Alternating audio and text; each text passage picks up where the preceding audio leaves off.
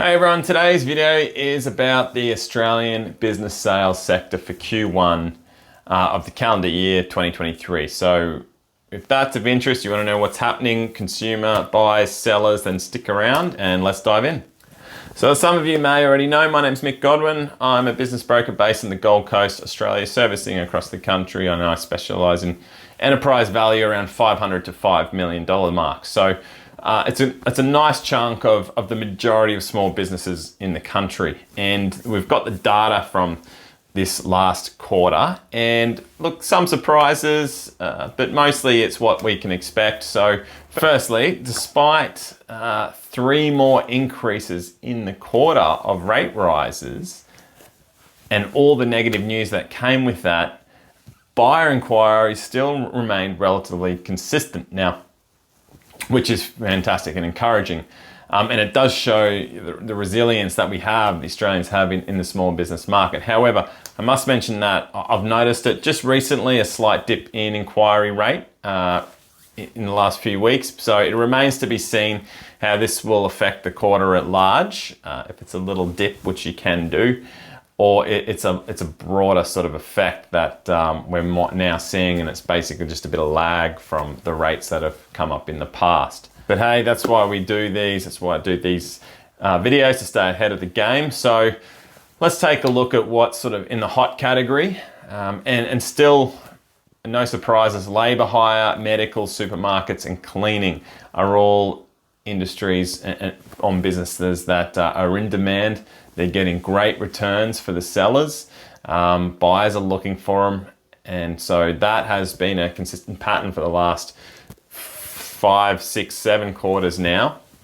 And they're still going strong. What's still sort of facing some challenges are the industries of hospitality, gyms, printing and retail. We'll see how that plays out. It can't stay forever, but hospitality especially is always one to suffer, and just general consumer confidence, because going out to dinner is normally the first thing that gets put to the side if people are trying to preserve their cash. But if you want to get a complete picture of what's happening, then make sure you click through the link and go to my website and read the report. It's got a full state-by-state breakdown and about 20 or 30 different industries in there and how they're tracking against last quarter. One thing it's worth mentioning though is the unemployment rate. Now we're starting to see it tick up a little bit, and it does play a significant role in the small businesses, specifically the buyer job type businesses, those owner operators. And as the unemployment rate go up, we'll see a lot of people come out of corporates or whatever their job is and buy a business and sort of take control of their path. And maybe it's that push that they finally want to do. And that can push the traditionally capped multiple of 2 a little bit over it. But again, unemployment goes up and there's less confidence, so it's a double-edged sword. So as we move forward, stay tuned. We've got another quarter's update will be coming out probably only in a month or 2, because this one has come a little bit late.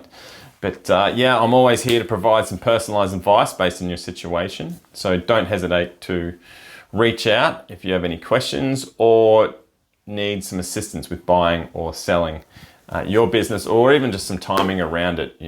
I always say 3 years is really the right amount of time that I need to help you prepare for sale, but often that's not what happens. So whether you want to just give us a call or you want to speak more specifically about your options, then definitely get in touch with the details below. I'm Mick Godwin, thanks for watching.